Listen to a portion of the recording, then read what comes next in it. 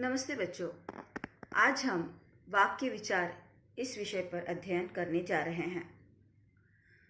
वाक्य विचार का अर्थ है वाक्य के विभिन्न अंग और वाक्य के भेद इत्यादि हम इस विषय में देखेंगे। बच्चों, जैसा कि हम सब जानते हैं कि अ आ इ ई उ ऊ अह तक ये सारे स्वर हैं और क ख ग घ ज्ञ तक यह सारे व्यंजन हैं। तो बच्चों, स्वर और व्यंजन के इन अक्षरों को, स्वर और व्यंजन को ही हम वर्ण कहते हैं और इन्हीं वर्णों को अक्षर भी कहते हैं। बच्चों, इन्हीं वर्णों के सार्थक प्रयोग को हम शब्द कहते हैं और जब शब्दों का सार्थक प्रयोग किया जाता है तब उसे हम वाक्य भी कहते हैं। तो अब हम देखेंगे वाक्य की संक्षिप्त सी परिभाषा। सार्थक शब्दों का समूह जो व्याकरणिक नियमानुसार व्यवस्थित करने पर पूर्ण अर्थ का बोध करवाता है, यानी शब्दों का सार्थक समूह जो व्याकरण के अनुसार व्यवस्थित किया जाए तो उसका पूर्ण अर्थ हमें ज्ञात हो जाता है, उसे ही हम वाक्य कहते हैं। बच्चों, वाक्य के दो अंग हैं। पहला अंग है उद्देश्य और दूसरा है विधेय। उद्देश्य क्या है? तो वाक्य में जिसके विषय में कुछ कहा जाए उसे उद्देश्य कहते हैं, जिसके विषय में यानी इसमें कर्ता और कर्ता का विस्तार आता है। विधेय किसे कहते हैं? तो उद्देश्य के विषय में जो कुछ कहा जाए उसे विधेय कहते हैं। इसमें कर्म और कर्म का विस्तार, क्रिया तथा क्रिया का विस्तार आदि तथ्यों का समावेश होता है। इसे हम उदाहरण के द्वारा समझेंगे। उदाहरण है, कुछ बच्चों ने देशभक्ति का गीत गाया। तो यहाँ कुछ बच्चों ने यह उद्देश्य है और देशभक्ति का गीत गाया यह विधेय है।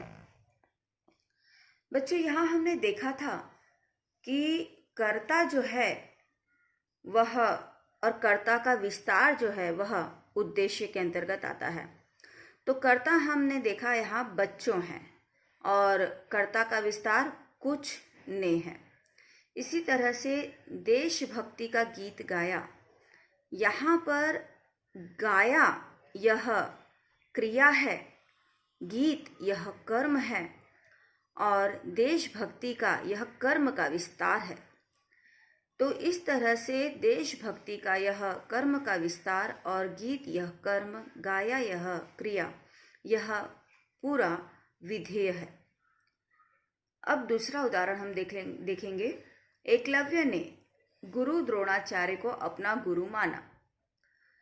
बच्चों, यहाँ एकलव्य यह कर्ता है और ने यह कर्ता का विस्तार, यानी जो चीज़ें विस्तार या स्पष्टता को व्यक्त करने के लिए की जाएं, प्रयोग में लाई जाएं, उन्हें हम उद्देश्य के अंतर्गत यानी कर्ता के विस्तार के रूप में लेंगे। तो यहाँ एकलव्य यह उद्देश्य, ने उसका विस्तार, और इस तरह से एकलव्य ने यह उद्देश्य हो गया। गुरु द्रोणाचार्य को अपना गुरु माना, यह विधेय हो गया। बच्चों, यहाँ माना यह क्रिया है, गुरु यह कर्म है। गुरु को स्पष्टता देने के लिए अपना शब्द का प्रयोग है और अपना को स्पष्ट करने के लिए गुरु द्रोणाचार्य को, यानी किसे गुरु माना है तो गुरु द्रोणाचार्य को अपना गुरु माना। तो इस तरह से गुरु द्रोणाचार्य को अपना गुरु माना, यह कर्म का और क्रिया का विस्तार होने के कारण विधेय है। तो इस तरह से एकलव्य ने उद्देश्य, गुरु द्रोणाचार्य को अपना गुरु माना, यह विधेय हो गया। अब हम देखेंगे वाक्य के भेद। बच्चों, वाक्य के भेद दो आधार पर किए जाते हैं। पहला है रचना के आधार पर और दूसरा है अर्थ के आधार पर।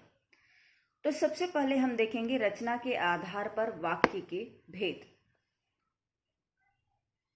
रचना के आधार पर वाक्य के तीन भेद हैं।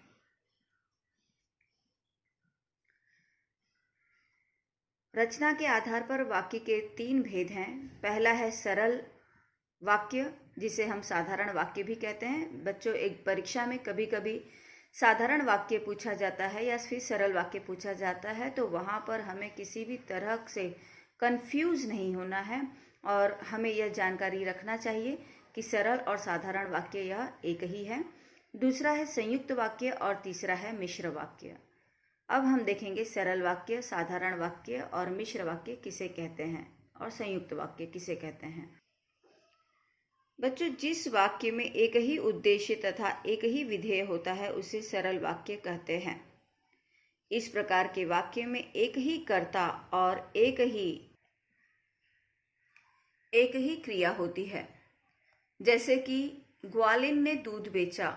ग्वालिन यह कर्ता है और दूध बेचा यह क्रिया है, दूध यह कर्म है।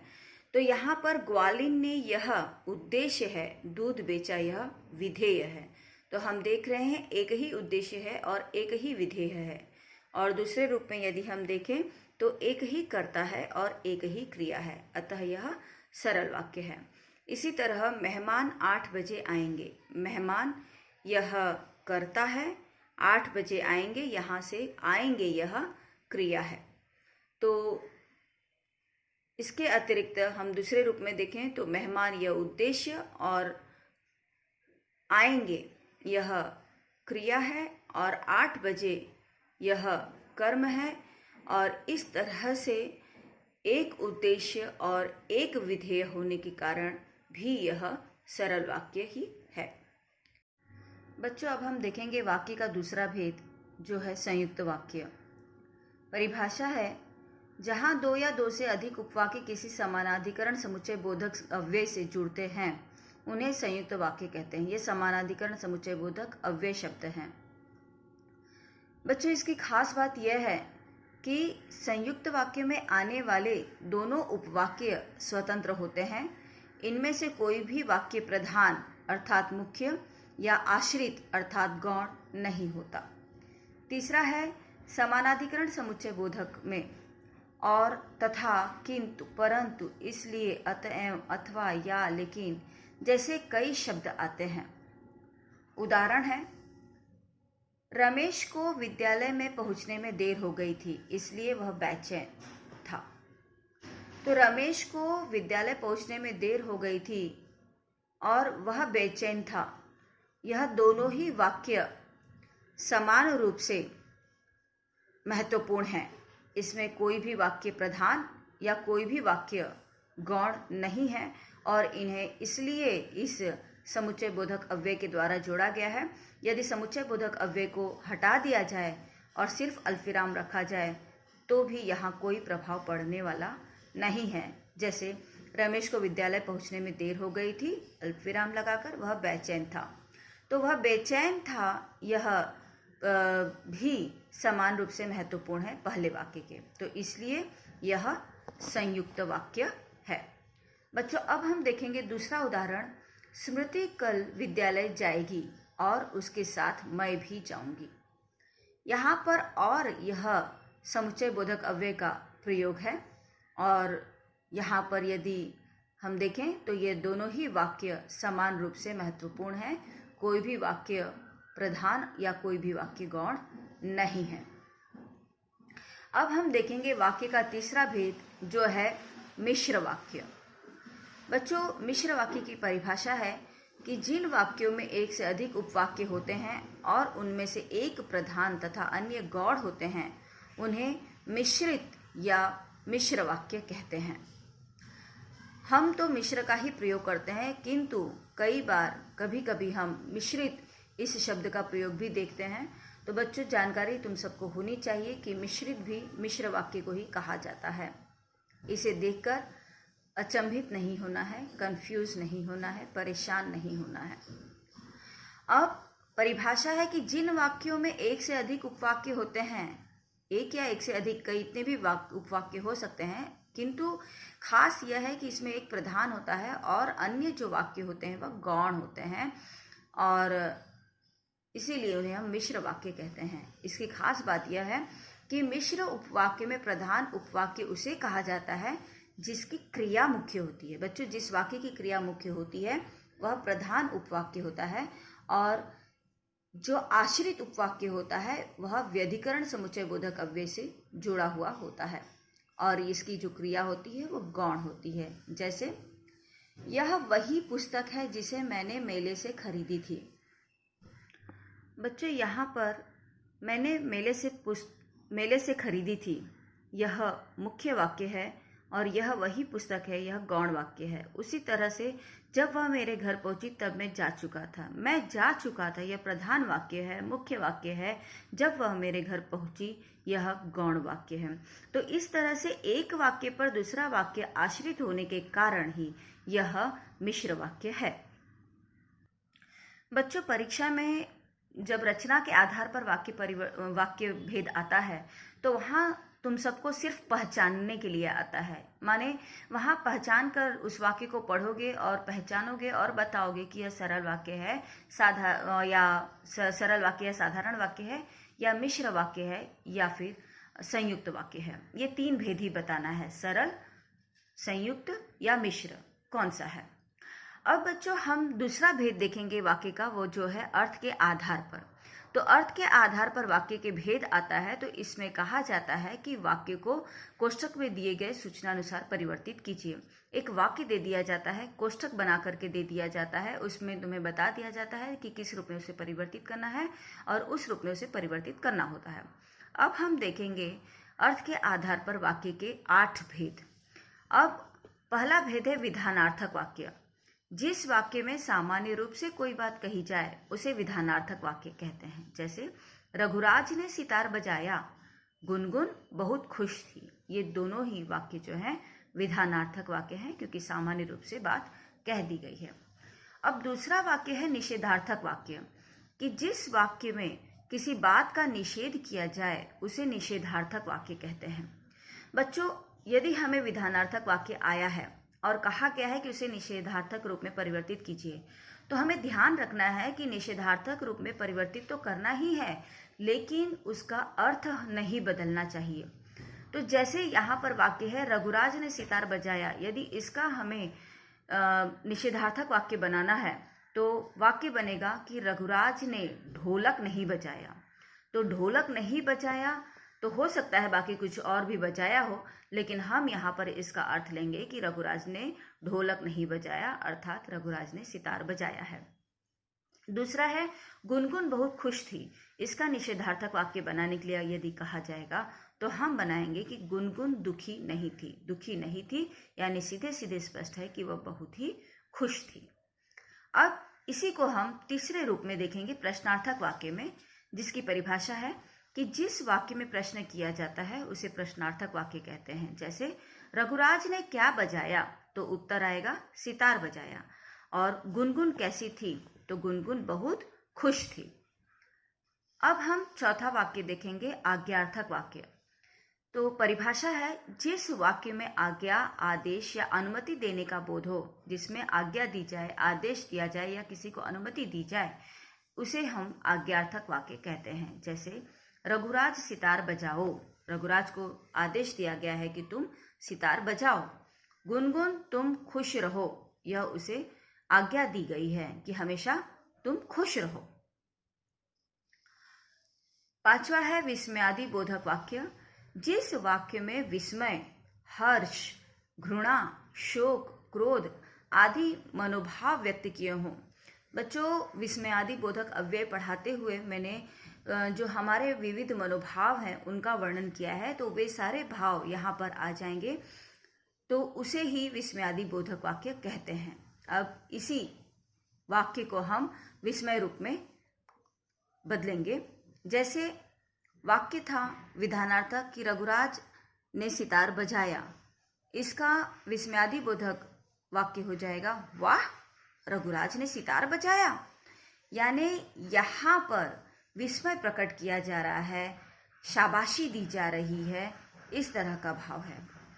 हाँ, गुनगुन बहुत खुश थी, यहाँ अनुमोदन किया जा रहा है, तो अनुमोदन करना यह भी विस्मयादि बोधक का ही एक भाव है, यानी हमारा एक मनोभाव है, और इसीलिए यह विस्मयादि बोधक वाक्य है। ठीक है। अब छठा वाक्य है संदेह सूचक वाक्य।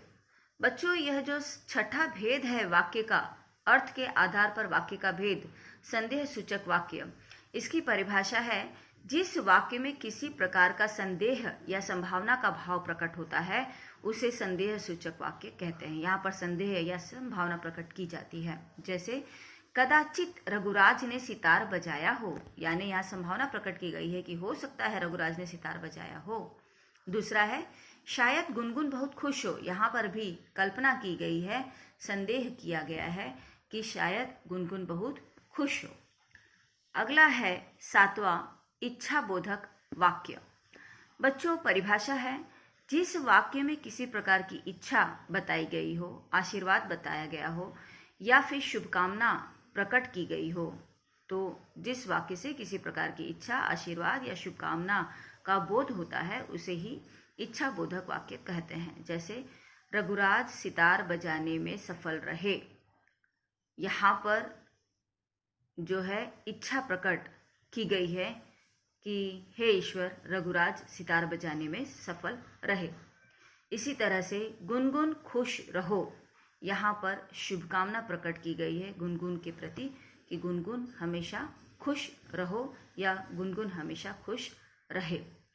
इस तरह से इच्छाबोधक वाक्य बनेगा। आठवां भेद है संकेतवाचक वाक्य।